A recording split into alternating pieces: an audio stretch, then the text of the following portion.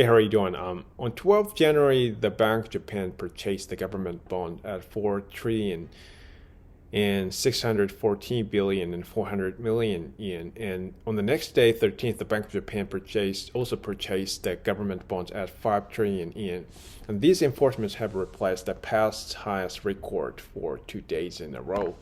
And the Bank of Japan raised the upper limits of long-term interest rates with amendment of monetary easing policy last month. And there's a speculation that the Bank of Japan would take the plunge and make a drastic change in a monetary policy meeting that's going to be held on 17th and 18th this month. On January 5th, the highest spot yield rate was 0.5%, which was for the first time in 7 years in Japan, and which means spot yield rates already reached the upper limits of long-term yield rate that the Bank of Japan just raised in December last year.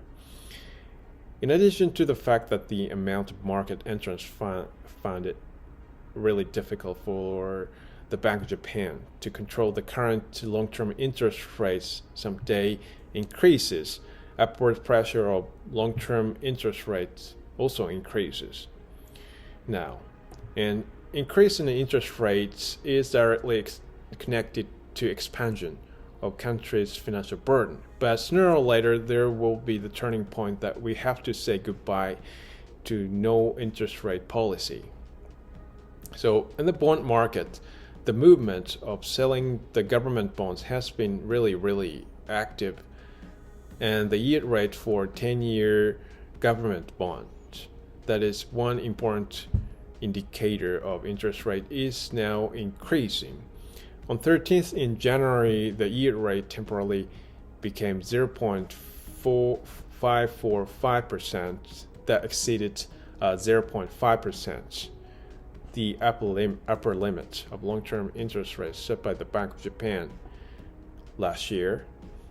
So in response to this situation, the Bank of Japan purchased huge amounts of long-term government bonds for 2 days in a row to save the interest rates rise this time.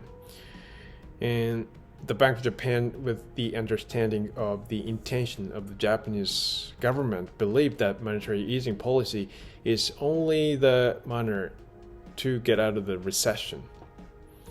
So theoretically, if country falls into economic recession, lowering the interest rates is the most conventional way to recover depressed economy. Financial institutions can raise the funds from the Bank of Japan with low interest rates. So lending interest of loans for companies and the individual person becomes very small, and facility investment can be promoted easily. And the result, economic activity is revitalized, and economy will get better and better. Accordingly, commodity price tends to go up naturally.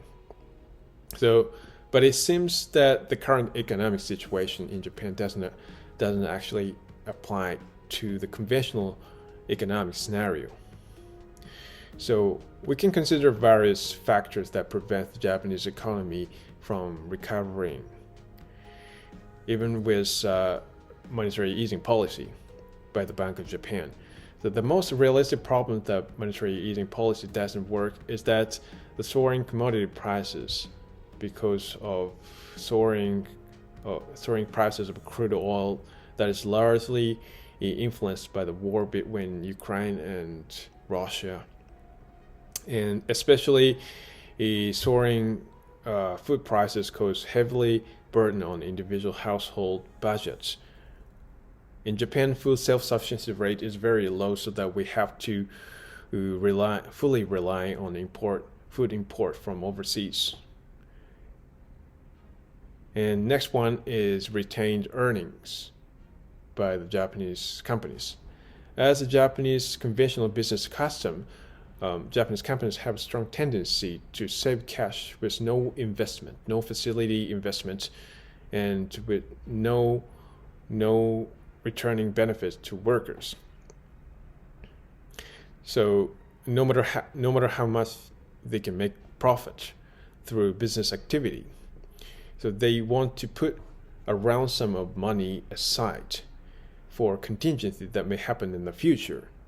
So this disturbs improvement in individual workers' living standards who work for the company. So, and very easy tax increase, especially consumption tax, especially the increase in the consumption tax rate. So very easy tax increase by the government makes people's consumption activity stagnate. And recently, the Prime Minister Kishida announced that he would increase consumption tax rate for increase in defense budget. So these factors are said to be the one that makes the Japanese economy stagnate. So the Bank of Japan is expected to announce the drastic change of policy at the monetary policy meeting that's going to be held on 17th and 18th this month.